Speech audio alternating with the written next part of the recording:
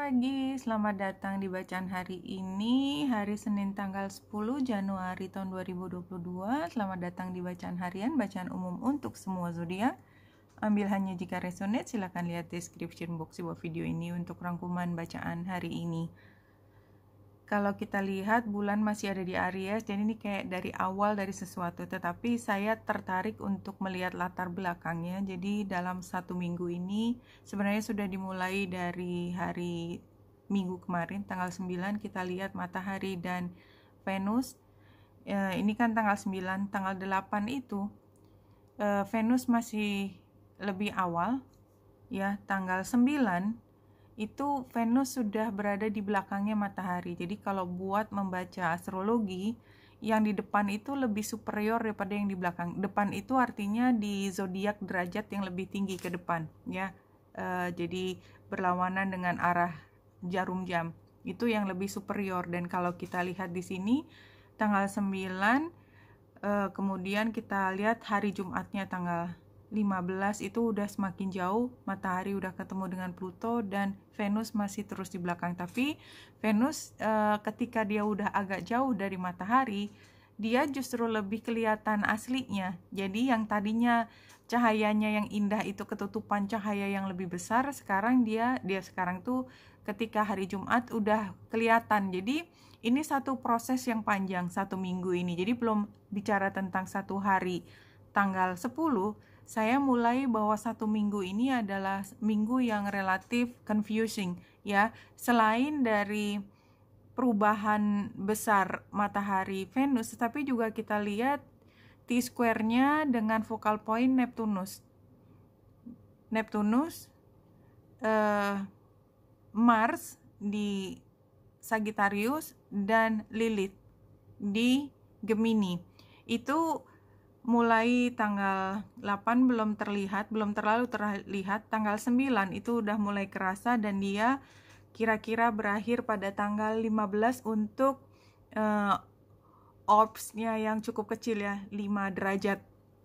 Orbs-nya kecil itu, jadi sebenarnya bisa lebih panjang waktunya, tapi saya menggunakan orbs yang lebih kecil tuh kira-kira satu minggu ini, karena ketika hari Sabtunya tanggal 16 itu T-square-nya sudah tidak terlihat. Jadi kembali lagi ke cerita sedikit tentang minggu ini adalah proses yang panjang. Jadi kita nggak hanya bicara tentang hari ini, tetapi sampai hari Jumat. Dan positifnya adalah kita tahu bahwa proses yang berat ini akan menghasilkan sesuatu, menunjukkan siapa diri kita nanti. Tapi bukan proses yang gampang, karena ada saingan tanda petik. Ya, karena saingan itu belum tentu musuh, tetapi kayak kita belajar banyak dari orang tua kita. Kita sangat-sangat dibayangi oleh apa yang sudah mereka lakukan, sehingga kita sukar sekali menarik diri kita yang asli dari apa yang menjadi bayangan. Dan banyak orang yang tidak terlalu happy selalu menjadi bayangan. Jadi mungkin sebagian besar dari kehidupannya bahagia punya tokoh yang begitu dominan, tanda petik ya. Tapi ada saatnya kita juga ingin terlihat sebagai diri kita. Nah, minggu ini adalah termasuk proses di mana kita menemukan sendiri diri kita, keluar dari bayangan yang biasanya menyokong kita. Buat beberapa orang ini adalah blessing, buat orang lain ya tergantung dari tabungan ya, seperti biasa. Ada yang melihat ini sebagai kehilangan dari apa yang biasanya menopang, yang menjadi dasar dari perasaan tentang diri, sense of someone self ya itu. Nah, anyway, kita tutup bacaan satu minggu, kembali ke tanggal 10 Januari ketika bulan square dengan Pluto. Jadi di sini ada situasi di mana kita meragukan diri sendiri ya, meragukan rencana kita, karena entah challenge-nya ya, siapapun yang men-challenge konsep kita tentang diri kita, itu bisa datang dari diri sendiri, bisa dari luar, doesn't matter. Tapi ini terkait dengan status, terutama dalam pekerjaan yang meminta kondite terbaik kita, itu utamanya. Dan kalau kita lihat memang secara umum merah ya. Merah artinya memang kita lihat ini adalah hal yang kompleks terkait dengan aturan, terkait dengan kebutuhan untuk berubah, terkait dengan kita ingin menunjukkan siapa diri kita yang sesungguhnya, terkait dengan leadership ya. Kita lihat di sini ada T-square yang lain, Jupiter focal point-nya. Kita ingin terlihat sebagai diri kita, tapi itu poin yang paling utama, dan itu bukan hal yang mudah. Bukan hal yang mudah untuk menemukan siapa saya, apa yang aku punya, apa yang aku bisa. Dan kalau kita lihat dari Lenormand-nya, ini diacak ya barusan ya, itu kita lihat memang tengahnya adalah kunci. Kita keluar ya, kita lihat gambar bunga ini ya. Bunga ini ada di dalam sangkar, dia berada di dalam bayangan. Dia punya semua kesempatan untuk keluar, tetapi tidak melihat jalan keluar. Kalau dia belum menemukan kuncinya ada di diri sendiri. Kayaknya kalau diceritain ya, habis gimana saya lahir di keluarga begini, habis gimana saya, misalnya keterbatasannya adalah ini hanya dimiliki oleh orang-orang yang punya latar belakang dari sosial ekonomi tinggi atau keluarga bangsawan tanda petik ya, karena sekarang kan udah nggak gitu-gitu amat. Saya hanya menceritakan bahwa dia tuh terbelenggu dari satu yang dibawa dari lahir. Oh karena saya perempuan, oh karena saya laki-laki, oh karena saya umurnya masih muda, oh karena saya punya keistimewaan dalam hal tertentu. Itu semua seperti menutup cara pandang kita bahwa kita bisa keluar dari stereotip, konsep-konsep yang mengukung kita berada di tempat yang sama, tapi ini ada kebutuhan untuk keluar ya. Dan kalau kita lihat konteksnya, ini adalah proses. Gambar perahu itu kan proses, berjalan, nggak ada yang sama, semua harus dilewati. Jadi nggak bisa perahu itu loncat dari satu titik ke titik lain nggak pakai proses, nggak mungkin, nggak bisa. Jadi harus dilewatin sampai nyeri-nyerinya, sampai happy-happynya, sampai perasaan terkecil itu harus dilewati sampai bisa menemukan kuncinya. Dan ini adalah divine, sangat divine, divination banget. Gambar di kanannya menunjukkan bahwa kita memang diarahkan untuk merasakan sendiri. Kalau ini adalah tentang heartbreaking moment, ya kita memang disuruh merasa heartbreaking. Kenapa? Karena pada saat heartbreaking itu kita menemukan petunjuk ke arah mana kita berjalan untuk diri kita sendiri. That's the whole idea. Ini cerita sang Venus tadi, walaupun dia mundur, seolah-olah hidupnya dibalik kembali ke titik awal, ketinggalan dari kelompok yang dipikir tadinya merupakan rujukan, tapi kita menemukan diri kita. Kalau sudah mundur, ini nanti dia akan maju lagi. So don't worry ya. Intinya adalah kita tuh nggak terkungkung di satu masa tertentu kok. Kita kayak kalau kita ingat di SMA kita pernah dapat nilai terburuk, katakanlah ya. Itu kan iya pada saat itu rasanya dunia runtuh banget gitu ya. Apalagi nilainya jelek, dibawa pulang ke rumah, kita tahu pasti dimarahin abis-abisan. Misalnya buat seseorang yang punya keluarga, kalau nilai jelek itu udah nggak ada cerita gitu ya, itu kan udah lewat juga. Jadi kadang-kadang kita merasa kayaknya udah dunia mau runtuh banget, tapi sebenarnya it's just another day. Ketika waktu berlalu, it's just another day ya. Dan itu yang sebenarnya kita diingatkan. Jadi satu kartu dari kristal ini Florid ya, clarity, purity, clear focus, and end to cluttered thinking. Jadi ini adalah cara berpikir yang tajam, jelas, dan clutterednya tuh kita banyak sekali cara berpikir kita, konsep kita itu terpengaruh oleh ajaran-ajaran, dogma-dogma yang diberikan di masa lalu yang sekarang tidak sepenuhnya relevan dengan situasi saat ini.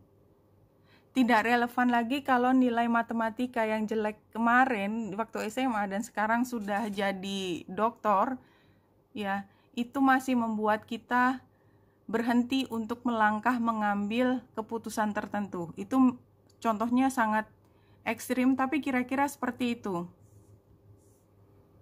Ini realisasi bahwa kita bisa keluar. Jadi ini kan gambarnya sama seperti gambar ini ya. Jadi ada sesuatu yang mengungkung, dan ini kan kalau tadi kuncinya adalah anak kuncinya, ini lubang kuncinya. Anyway gitu ya. Anyway, ini adalah satu titik di mana kita sendiri yang harus menentukan. Bukan orang lain bilang. Orang lain bisa ngomong sampai panjang lebar berkali-kali, tapi kalau keputusan hati kita tidak mengikuti apa yang diomongin ya, percuma juga, nggak kedengaran semua. Dan ini adalah saat yang ekstrim panas ya. Tadi kalau kita lihat T-square-nya, ya ini memang waktunya kita harus mengambil keputusan. T-square selalu memberi kesempatan kita untuk mengambil keputusan, karena ada belokan yang mau nggak mau kita nabrak atau berhenti atau balik arah atau belok kanan. Ini yang di tengahnya adalah rilis ya. Terakhir rilis.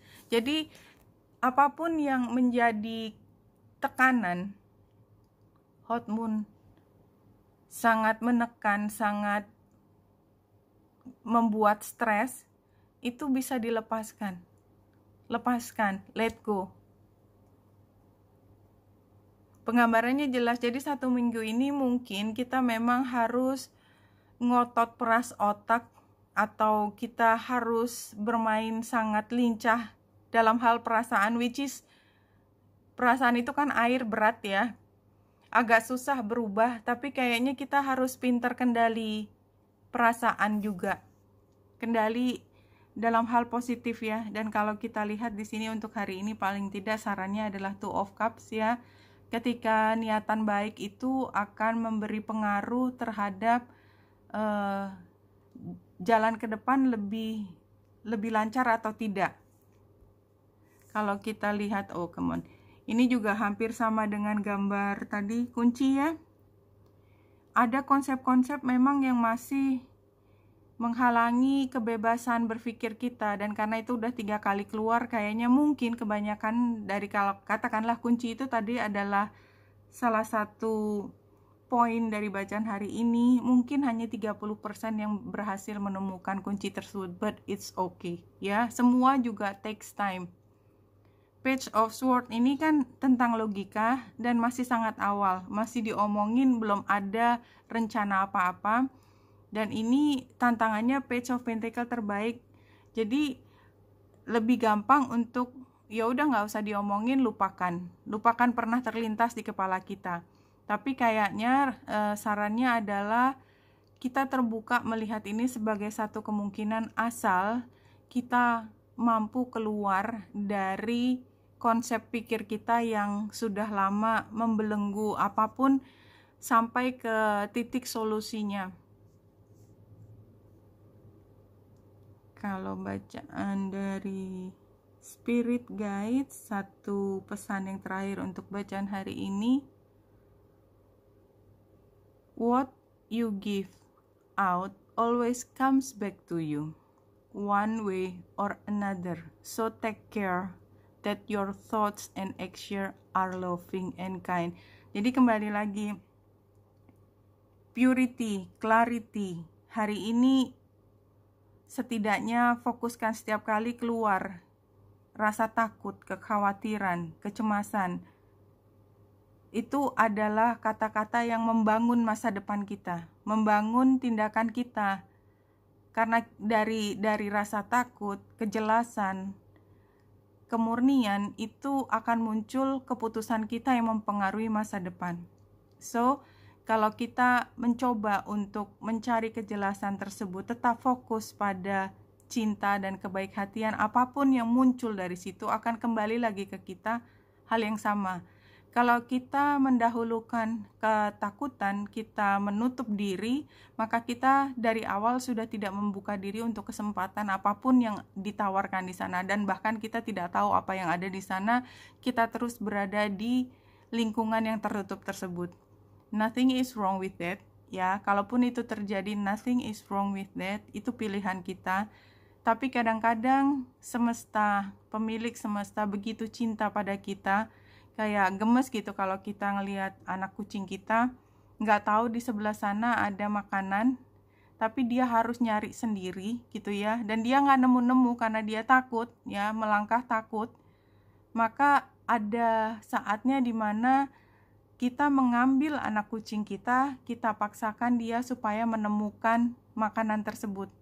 Tapi ketika anak kucing itu kita angkat, dia akan meronta dan gak mau karena dia takut sekali. Dia gemeteran, dia trembling, mungkin dia sampai keluar simptom-simptom depresi dan lain sebagainya. Ya, ini kan penggambaran ya.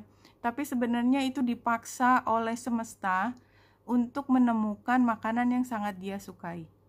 If you get what I mean. Oke, Wenita Indrasari di sini, semoga membantu. Salam hati dan cahaya.